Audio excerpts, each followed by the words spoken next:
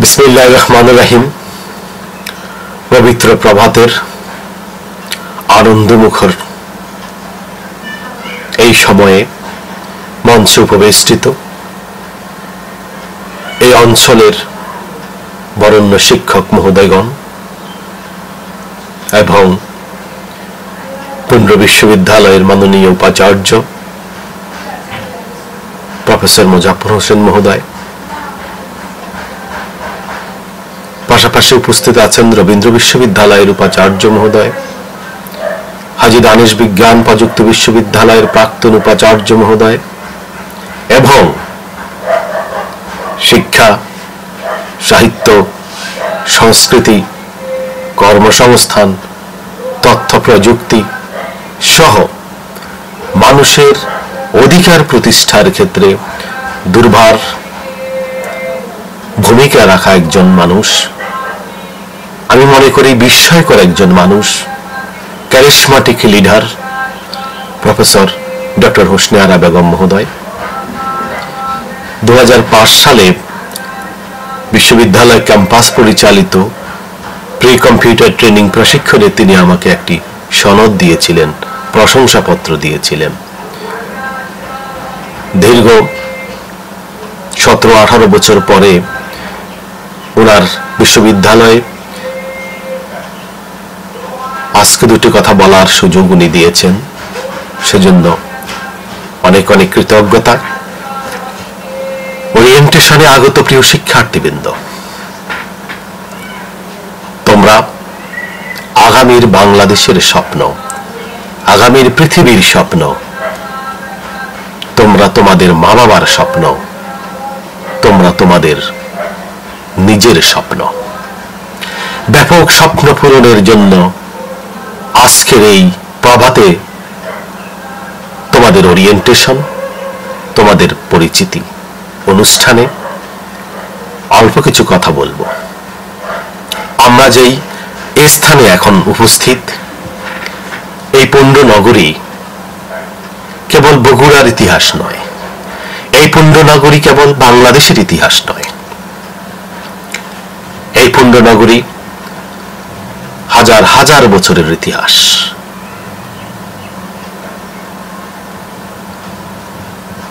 তোমরা জানো কিনা আমি জানি না, পৃথিবীতে পঞ্চম শতকে প্রথম বিশ্ববিদ্যালয় প্রতিষ্ঠিত হয় ভারতবর্ষের রাওয়ালপিন্ডিতে, পাঞ্জাবের রাওয়ালপিন্ডিতে, যেটা বর্তমানে পাকিস্তান। সেখানে পঞ্চম শতকে তক্ষশিলা বিশ্ববিদ্যালয় প্রতিষ্ঠিত হয়। মূলত হিন্দু ধর্ম অবলম্বী এবং বৌদ্ধ ধর্ম অবলম্বীদের জন্য তক্ষশিলা ছিল একটা পবিত্রতম নগরী। সেখান থেকে বিশ্ববিদ্যালয় কনসেপ্টের যাত্রা শুরু হয়েছিল। তার বহুকাল পরে, শত শত বছর পরে প্রতিষ্ঠিত হয়েছিল ভারতের নালন্দায় নালন্দা বিশ্ববিদ্যালয়। এই নালন্দা বিশ্ববিদ্যালয় ভারতের বিহারের রাজগিরে অবস্থিত। ভারত সরকার নালন্দা বিশ্ববিদ্যালয়ের ইতিহাস ও ঐতিহ্যকে অক্ষত রাখার জন্য 2014 সালে আবার প্রতিষ্ঠা করেছে নালন্দা ইন্টারন্যাশনাল ইউনিভার্সিটি। 2014 সাল থেকে নালন্দা বিশ্ববিদ্যালয় আবার যাত্রা শুরু করেছে একটি আন্তর্জাতিক বিশ্ববিদ্যালয় হিসেবে। কিন্তু দেখো প্রিয় শিক্ষার্থীবৃন্দ, কি অবাক করা বিষয়, কি বিস্ময়কর ইতিহাস। নালন্দা বিশ্ববিদ্যালয় 2014 সালে শুরু হয়েছে আবার নতুন করে ভারত সরকারের নেতৃত্বে। কিন্তু এই পুণ্যনগরী সেই তক্ষশিলা যখন প্রতিষ্ঠিত হয়েছিল, যখন নালন্দা প্রতিষ্ঠিত হয়েছিল, এবং তার সাথে আরেকটি বিশ্ববিদ্যালয় বিক্রমশিলা বিশ্ববিদ্যালয় প্রতিষ্ঠিত হয়েছিল। প্রথম হলো তক্ষশিলা, তারপরে হলো বিক্রমশিলা বিশ্ববিদ্যালয়, তারপরে হলো নালন্দা বিশ্ববিদ্যালয়, যে বিশ্ববিদ্যালয়গুলো ইতিহাসে এখন কেবলই স্মৃতি। কিন্তু নালন্দা বিশ্ববিদ্যালয় আবার যাত্রা শুরু করেছে 2014 সালে। আমার মূল কথার লক্ষ্য হলো, সেই পঞ্চম শতকে, ষষ্ঠ শতকে, সপ্তম শতকে এই পৃথিবীর মানুষ তক্ষশিলায়, নালন্দায় লেখাপড়া করতে আসতো, বিক্রমশিলায় লেখাপড়া করতে আসতো। তার পাশাপাশি এই বঙ্গদেশে, এই পূর্ববঙ্গে তোমরা আমরা আজকে যেখানে উপস্থিত, এই পুণ্য নগরীতে মহাস্থান বৌদ্ধ বিহারে সারা পৃথিবীর ছেলে মেয়েরা লেখাপড়া করতে আসতো। হয়তো মেয়েরা আসতো কিনা আমি জানি না, কিন্তু ছেলেরা লেখাপড়া করে আসতো। মহাস্থানের ইতিহাস পর্যবেক্ষণ করলে দেখা যায় যে 2000 বছর আগে যে চীনের মানুষ এখানে এসে লেখাপড়া করেছে।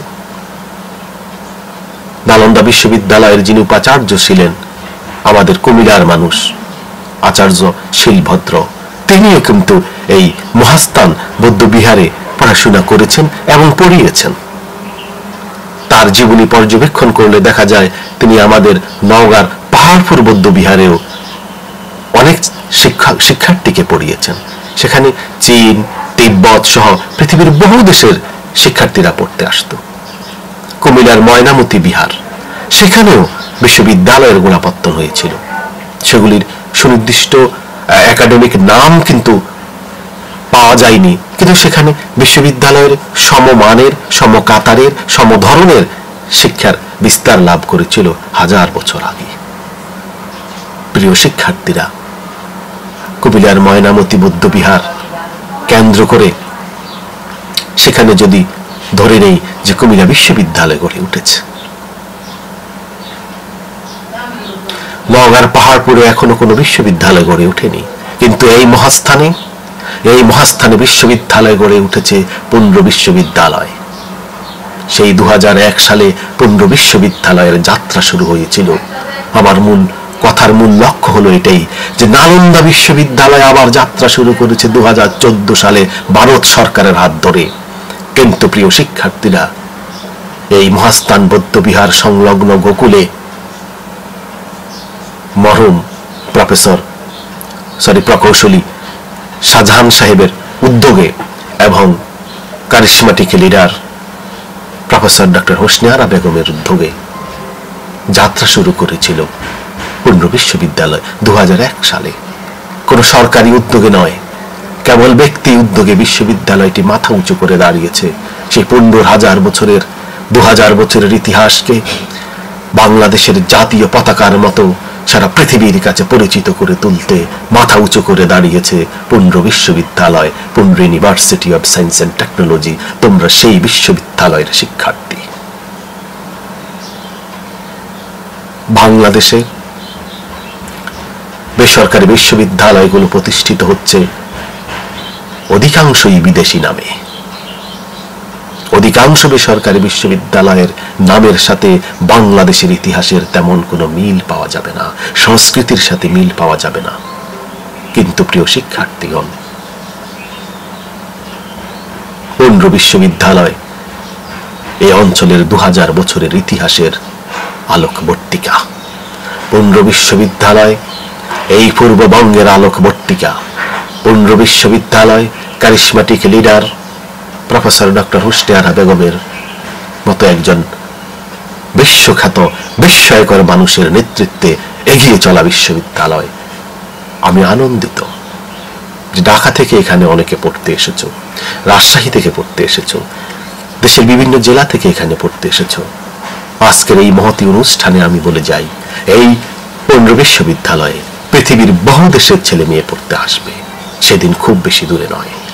মাননীয় প্রধানমন্ত্রী জননেত্রী শেখ হাসিনা বিনয়ের সাথে শ্রদ্ধা জানিয়ে বললি, তিনি আরেকজন কারিশমাটিক লিডার।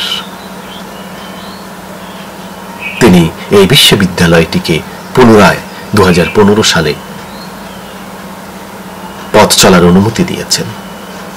বিশ্ববিদ্যালয়টি একসময় কিন্তু বন্ধ হয়ে গিয়েছিল, আবার চালু হয়েছে, আবার শুরু হয়েছে পুণ্য বিশ্ববিদ্যালয়ের ব্যাপক যাত্রা। নালন্দা বিশ্ববিদ্যালয়ে আজকে যেমন সারা পৃথিবীর ছেলে মেয়েরা আসার পথ শুরু হয়েছে, আমি বিশ্বাস করি এই পুণ্য বিশ্ববিদ্যালয় সারা পৃথিবীর ছেলে মেয়েরা পড়ালেখা করতে আসবে, সেদিন খুব বেশি দূরে নয়। তোমরা নিজেদেরকে প্রস্তুত করো। তোমাদের কাছে, তোমাদের মধ্যে স্বপ্ন জাগ্রত করার জন্য কার্ল মার্কস আর লেনিনকে উদাহরণ দিতে চাই না। তোমাদের কাছে স্বপ্ন জাগ্রত করার জন্য মহাত্মা গান্ধী কিংবা নেলসন ম্যান্ডেলার মতো বিশ্বখ্যাত মানুষদের জীবনী তুলে ধরতে চাই না। তারা নিঃসন্দেহে বিশ্বখ্যাত মানুষ, সফল মানুষ, কিন্তু তাদের উদাহরণ দিতে চাই না। তোমাদের কাছে আজ উদাহরণ দিতে চাই এমন একজন মানুষের। তোমাদের কাছে আজ এমন একজন ব্যক্তির কথা তুলে ধরতে চাই। তোমাদের জীবন, তোমাদের জীবিকা, তোমাদের স্বপ্ন, তোমাদের লক্ষ্য এই দেশকে নিয়ে, এই বিশ্বকে নিয়ে, তোমাদের পরিবারকে নিয়ে, এমনকি নিজেকে নিয়ে যদি রঙিন করে সাজাতে চাও, যদি সাফল্যের সর্বোচ্চ চূড়ায় উঠতে চাও, তবে তোমাদের সামনে উজ্জ্বল উদাহরণ charismatic leader professor doctor Hosne Ara Begum. তার জীবনী পড়বে, তিনি কি করে নারীদেরকে সংগঠিত করে একটি বিস্ময়কর ইতিহাস সৃষ্টি করেছেন, কেবল বাংলাদেশে নয়। তার প্রতিষ্ঠিত টিএমএসএস সারা পৃথিবীতে পরিচিত একটি প্রতিষ্ঠান, প্রায় 40,000 মানুষের কর্মসংস্থানের ব্যাপক কর্মযজ্ঞ। আমি বিশ্বাস করি